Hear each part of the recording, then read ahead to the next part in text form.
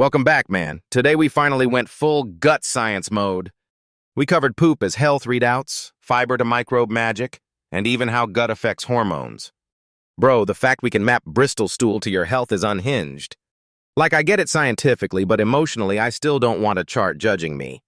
The host literally handling real stool samples was peak science with consequences. Okay, but tell me this. How much of poop reading is actually predictive versus vibes? The argument was basically stool is microbial biomass, so shape hints at transit, fiber, and microbiome activity. And the Bristol 4, the dream poop. That sounded like a fitness influencer's post. I'm a Bristol 4 now. Bro, that's your brand now. But the transit time bit, like slow transit being dry and constipation, that clicked. Also, the implication is your colon pulls water out based on time, not your emotional state. And then they linked fiber and plant-based intake to producing more short-chain fatty acids. I love short-chain fatty acids, but I always get suspicious when everything gets blamed on one molecule. Sure, but the way they framed it wasn't one molecule fixes life, it was microbes need fuel. Fuel for tiny roommates who then release chemicals and influence everything else. Classic. I actually liked the your gut is a muscle metaphor for ramping fiber slowly.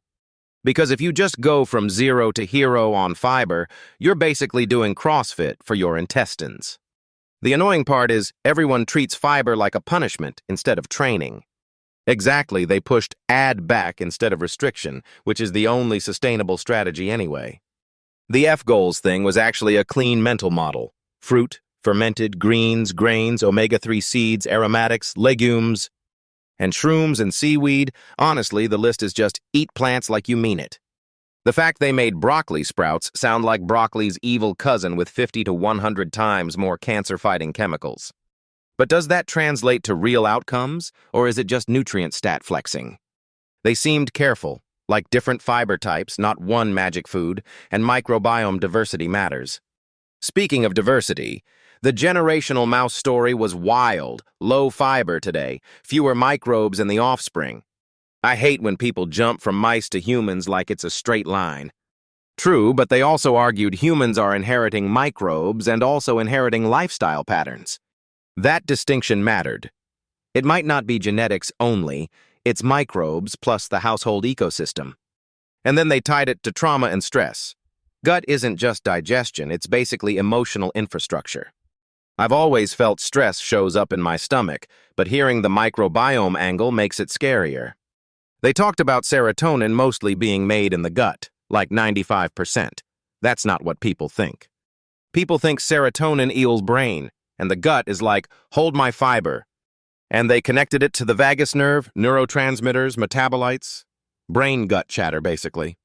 I'm with you on the concept, but I wish they'd separate correlation from causation more sometimes. To be fair, the core takeaway was behavioral. Eat more diverse plants, support microbes, and don't ignore red flags. Which brings us to the color stuff.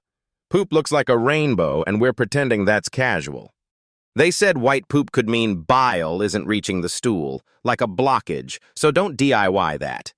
And red or black stool they framed as talk to a doctor, especially if it's blood that's not obviously from food.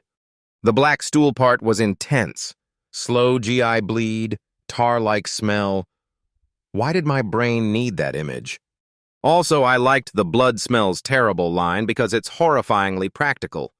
But okay, biggest conversation between you and me, the drug versus diet debate earlier was spicy. Yeah, because the guest was basically saying, for a lot of people, using expensive drugs is a shortcut with non-obvious risk. And I was like, sure, except sometimes shortcuts save lives, not vanity outfits. They actually caveated that like diabetes meds and cardiovascular drugs can be life-saving when needed.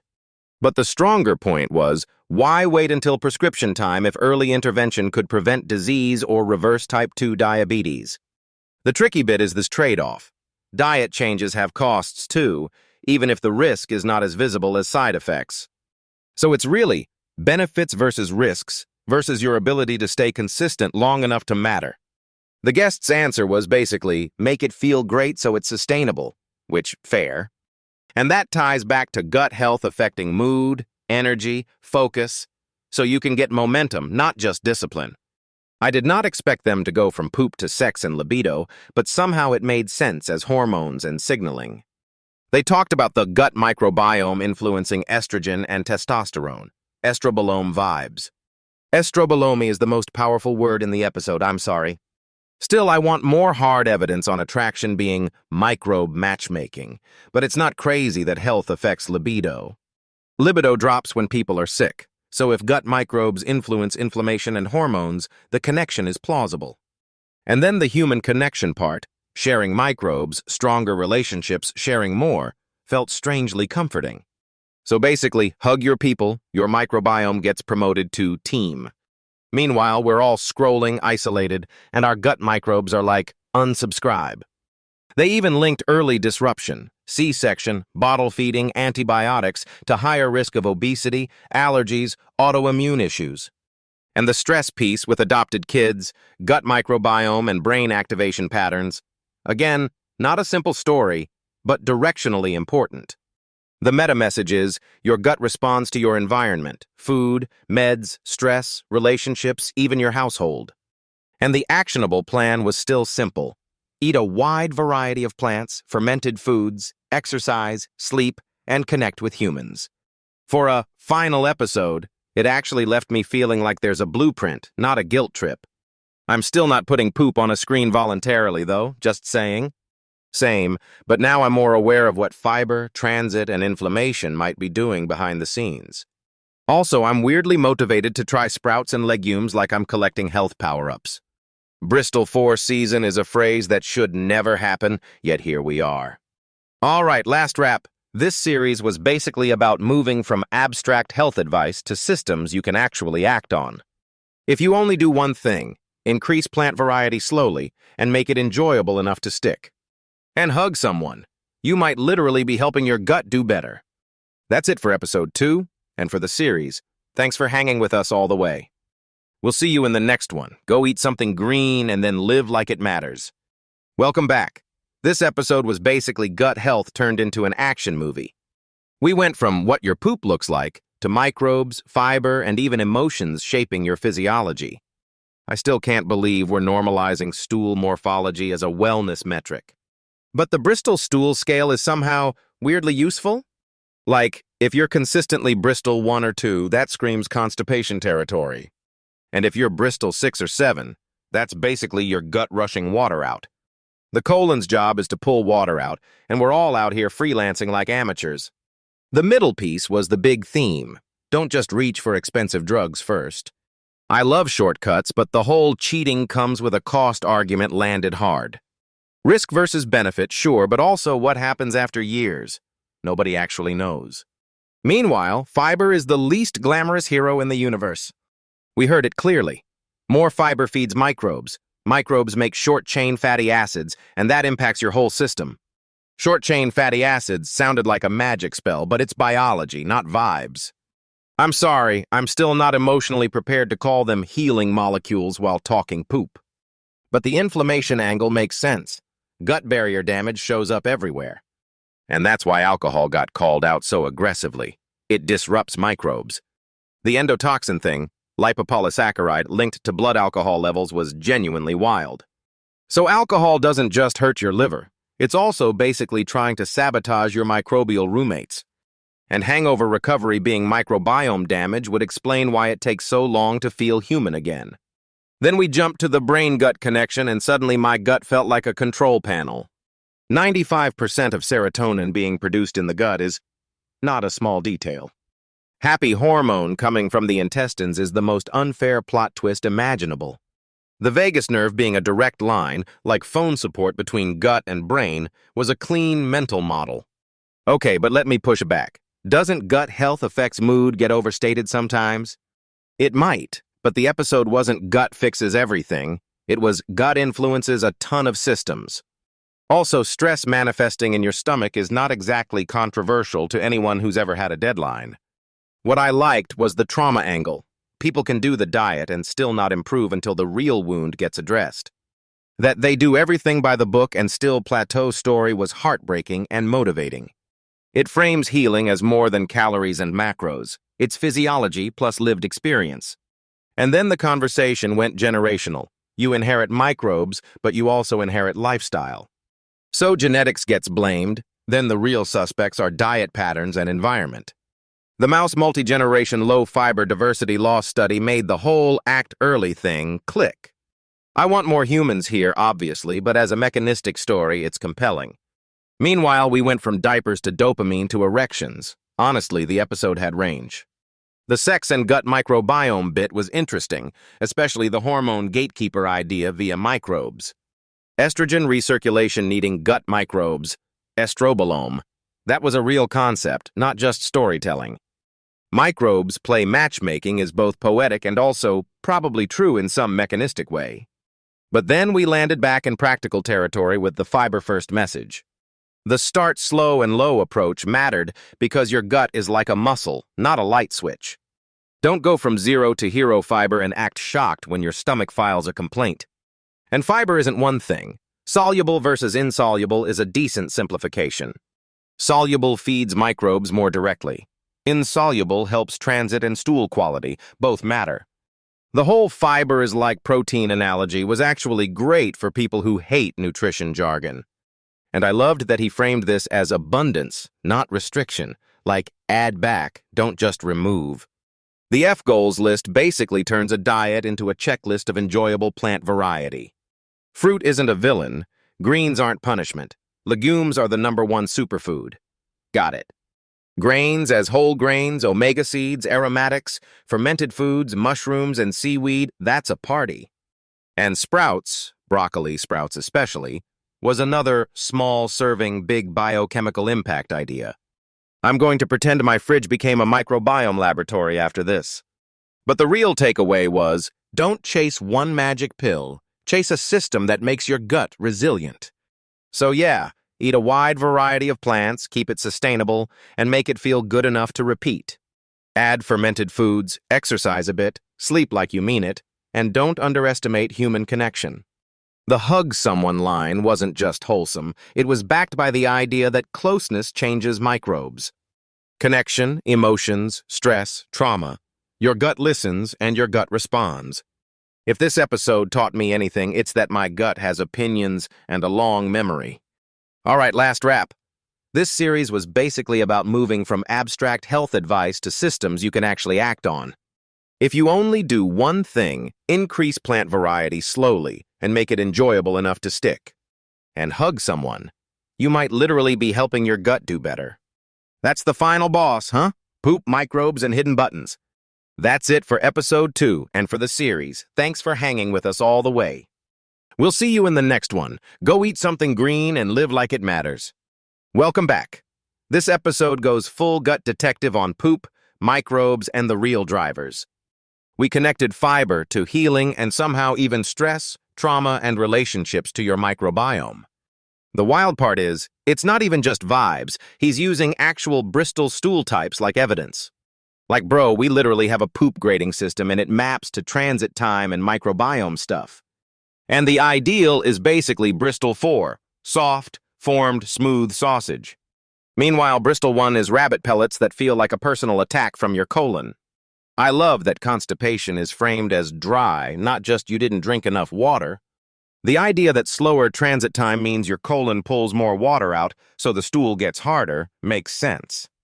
And then the other end is the no-form chaos. Bristol 6 or 7, just water. Okay, but I'm going to push back. Does poop type really predict health, or are we just pattern matching ourselves? He basically claimed the microbiome shapes stool form because stool is heavily microbial in origin. So if stool is partly microbes, then changing fiber could change microbial output, which could shift stool shape. Exactly. Fiber becomes raw material for microbes, which produce short-chain fatty acids, and those have whole-body effects. I know we've heard eat more fiber, but this time it's tied to inflammation, diabetes risk, and even cancer risk reduction. The hidden buttons phrase is so real because the gut is like a control panel for the rest of you. He argued we're reaching for expensive drugs when we could intervene earlier with diet and lifestyle. But I like the nuance where he said, for some people, drugs save lives, so this isn't anti-medicine cosplay. He's basically saying, yes, medicine. Also, stop pretending risk doesn't exist. And then the key distinction he made, drugs can cover symptoms, but you might not fix the root cause, is important. Also, he framed type 2 diabetes as potentially reversible, and the root cause as lifestyle and gut-related pathways. I did not expect to end up with a poop roadmap and a why are we waiting to prescribe drugs philosophy in one episode. And then the color segment, white poop, red flags, black poop, was genuinely terrifying in the best way. His if you see bright red blood, talk to a doctor rule hit hard, especially with colon cancer shifting younger. I mean, beets can turn stool red, but we shouldn't bet our life on beet theory. It's probably beets is not a medical strategy. It's a coping mechanism. The black stool explanation, slow GI bleed versus Pepto-Bismol, was wild, especially the tar smell difference. He said he can smell it like a diagnosis in hospital hallways, and now I'm never trusting my own gut instincts. Okay, switching gears. The gut-brain connection part was actually the thread that tied the whole episode together. The vagus nerve as the brain-gut phone line, serotonin mostly made in the gut, not the brain. That's the kind of fact that changes how you view your day. Your gut makes 95% of serotonin is such a brain melter because it makes mood feel physical in a direct way. And then he pushed the immune angle, short-chain fatty acids helping regulatory T cells, turning down inflammation. Still, I always worry about oversimplifying. Yes, fiber helps, but autoimmune isn't purely one nutrient fixes everything. He didn't claim perfection, more like genetics plus environment, and environment is heavily diet and microbiome. Then he went from food to people, human connection affecting gut microbes, like that's not even adjacent, it's central. Couples sharing more microbes than siblings? That's both romantic and gross in the same breath. And he claimed the strength of connection matters, not just proximity, even when diet was controlled. So basically, stay emotionally connected for your gut, and also for your microbiome HOA compliance. But the most intensive part was trauma, childhood adversity, changing gut microbiome, and stress response. He described patients doing all the right things, yet not improving until they shared trauma, and healing it unlocked progress. That heal the wound, heal the gut line makes it feel less like a diet plan and more like a whole person plan. Then he drops alcohol, rubbing alcohol as the metaphor for destroying microbes, then ties hangovers to microbiome damage. I do like metaphors, but I also like evidence, and the endotoxin bloodstream correlation sounded pretty compelling. Lipopolysaccharide shouldn't be in blood. If it rises with alcohol and tracks with blood alcohol levels, that's a serious gut barrier story. And suddenly your minimal drinking question turns into, how's your gut barrier doing? Which is not the vibe. I also appreciated the start slow and low with fiber angle. Build the gut like a muscle, train it gradually. The bench press analogy is so on-brand for health guys, but honestly it works. And he was strict about not all fiber being equal. Soluble and insoluble both matter, but they feed different microbial behaviors. Then the F-Goals framework. Fruit, fermented, greens, grains, omega seeds, aromatics, legumes, shrooms, and sprouts turns it into an actual checklist. F-Goals is dangerously memorable, like I'm going to accidentally recite it in public now. If you see me ordering legumes while crying, mind your business. He also made a generational point. Low-fiber diets can reduce microbial diversity across generations in animal models, and recovery isn't always full. And that connects back to, it's not just you, because you're building an ecosystem at home around your kids. That part made it feel practical. Variety, consistency, and connection, like the gut responds to your life. Even the sexual attraction section was like, yes, hormones, but also microbes influence estrogen, testosterone, and maybe pheromone signaling. I'm open-minded, but I want to see more human data on matchmaking through microbiome, because the idea is spicy. Spicy but interesting. If health shows up in attraction, then gut health could be one of the invisible channels. Either way, his closing takeaways were basically, eat diverse plants, add fermented foods, move your body, sleep, and connect with people.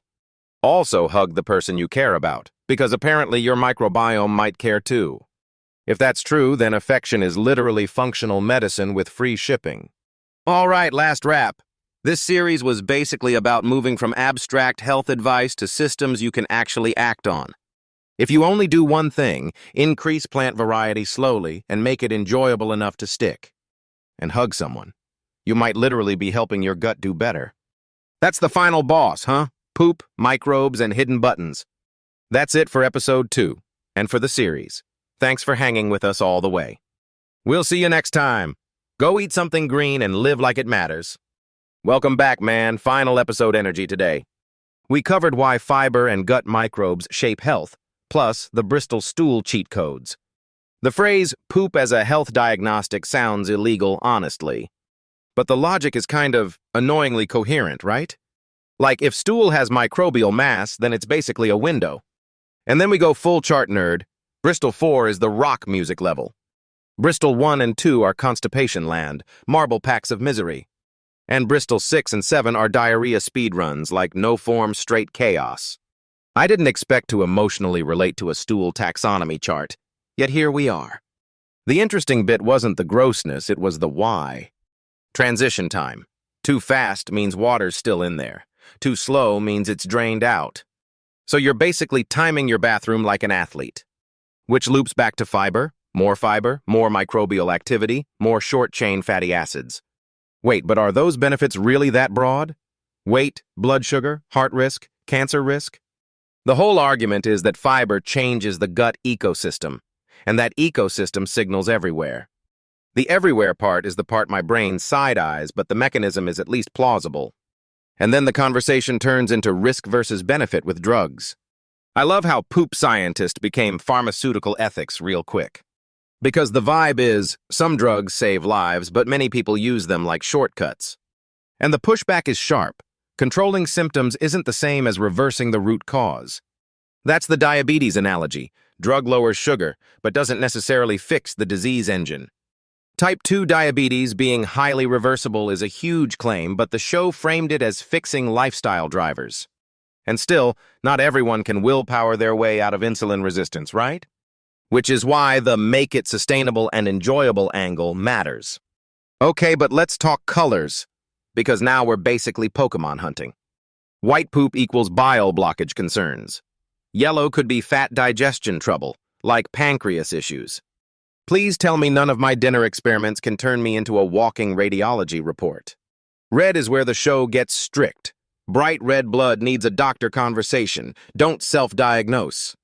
And the cancer shift toward younger people is the scary part that makes that advice feel urgent. Like the transcript frames it as, get checked and remove precursors before they become trouble. Meanwhile, black stool has 2 personalities. Pepto can do it, but so can a slow GI bleed. And somehow the smell terrible like tar differentiator becomes the diagnostic tool. I feel like my nose owes me an apology for every future conversation I'll regret. But honestly, the message is, don't ignore persistent red or black changes. Then we jump from poop to life itself, how gut microbes get passed down from parents. The mother-newborn resemblance thing is wild, especially the emphasis on vaginal birth and breastfeeding.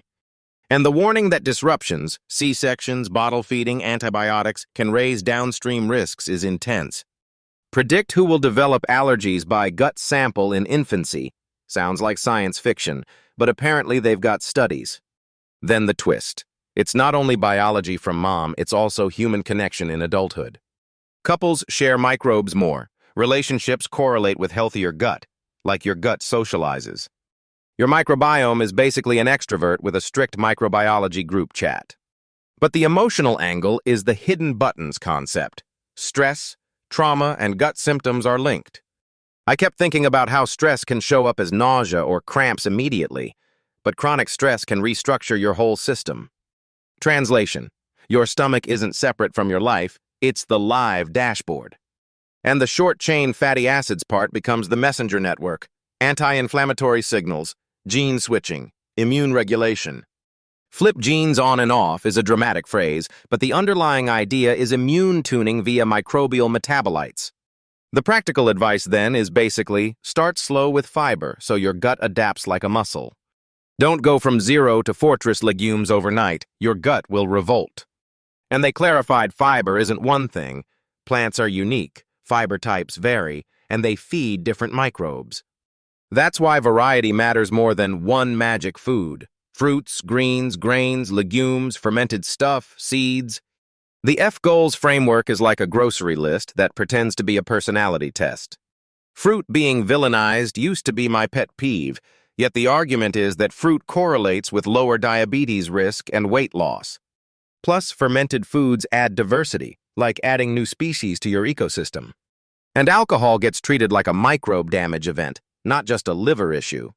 The endotoxin link, LPS in the blood when the gut barrier gets damaged, was the okay, that's real moment. Because then brain-gut connection makes more sense. Vagus nerve, neurotransmitters from the gut, metabolites crossing into the system. The serotonin origin stat, 95% produced in the gut, sounds like a plot twist. The show also frames gut microbes as influencing hormones and even libido indirectly, which is a lot. But libido dropping when you're sick is so obvious it's hard to argue with. And then we end up back at the takeaway. Eat a wide variety of plants, slowly build fiber tolerance, sleep, exercise, and connect. The final boss wasn't just poop, it was the whole hidden control panel behind your habits. If you only do one thing, make plant variety your default and keep it enjoyable enough to stick. And seriously, hug someone, because apparently your microbiome might care too. All right, last wrap. This series was basically about moving from abstract health advice to systems you can act on. Poop, microbes, fiber, human connection, those were the levers, not just random tips. That's episode 2, and that's it for this series. Thank you for hanging with us. Go eat something green, be kind to your gut, and live like it matters. Welcome back, man. This episode went full gut health mode. We covered why poop shapes your microbiome, then zoomed out to stress and connection. I still can't believe we spent time ranking Bristol stool like Pokemon.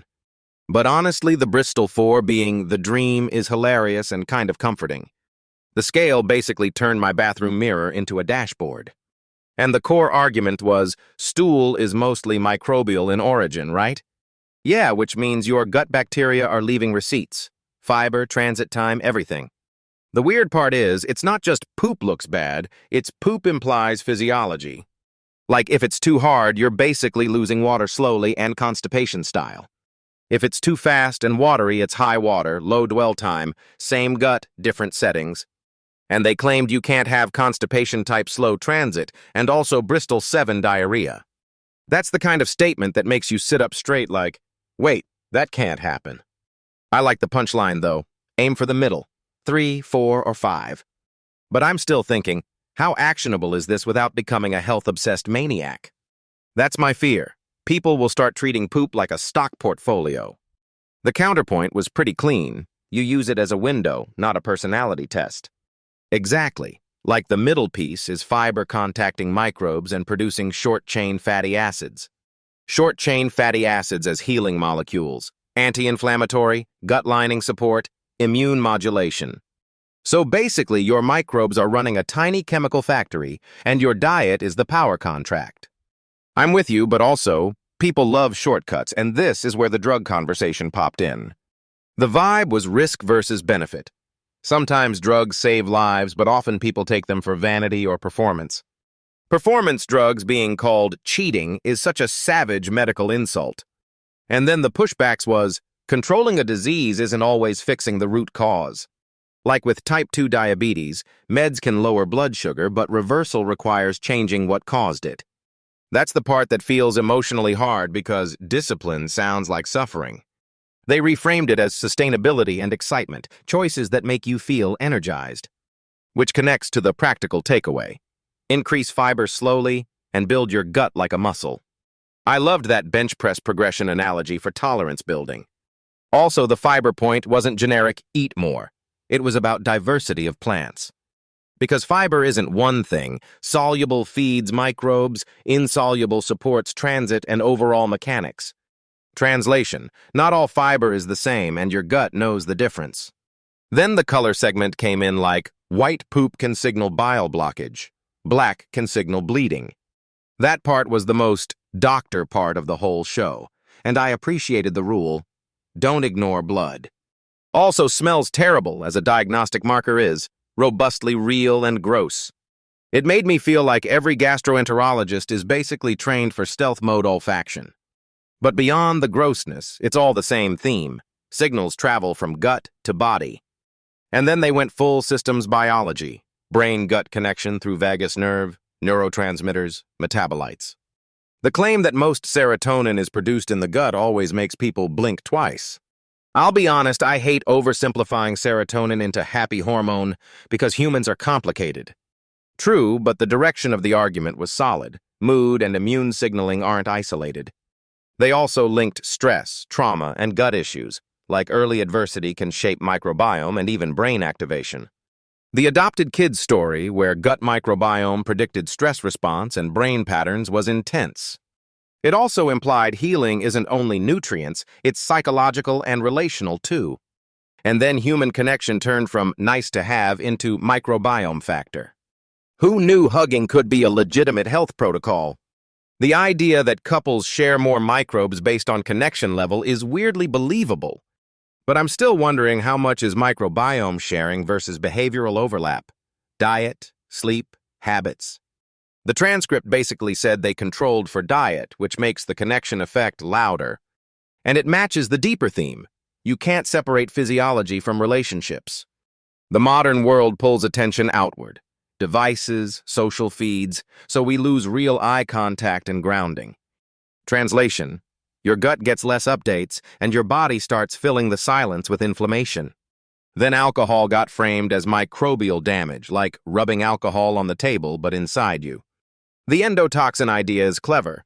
LPS in bloodstream suggests gut barrier damage and inflammation. And they challenged the moderate is safe thresholds as kind of ridiculous amounts anyway.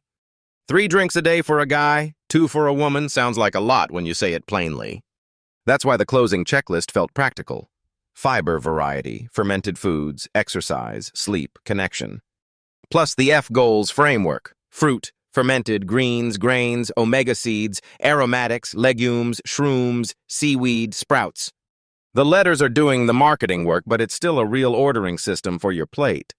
And legumes being the #1 superfood candidate is consistent with the fiber short-chain fatty acid story. They even extended it to kids, microbiome inheritance, and the idea that Western diets reduce diversity across generations. That mice study basically scared me. Lose diversity, pass it on, and even adding fiber only partially restores. Which circles back to the main philosophy. Start now, don't wait for the prescription stage. And if you're going to pick a final boss, it's really the system of choices you repeat daily. Because the hidden control panel isn't one food, it's consistency, variety, sleep, stress, and relationships. All right, last wrap. This series was moving from vibes to levers you can actually pull. Poop, microbes, fiber, and human connection. Those were the real levers, not random tips. This is episode 2, and that's it for the series. Thank you for hanging with us. Go eat something green, give your gut some variety, and be kind to people, because apparently your microbiome cares too.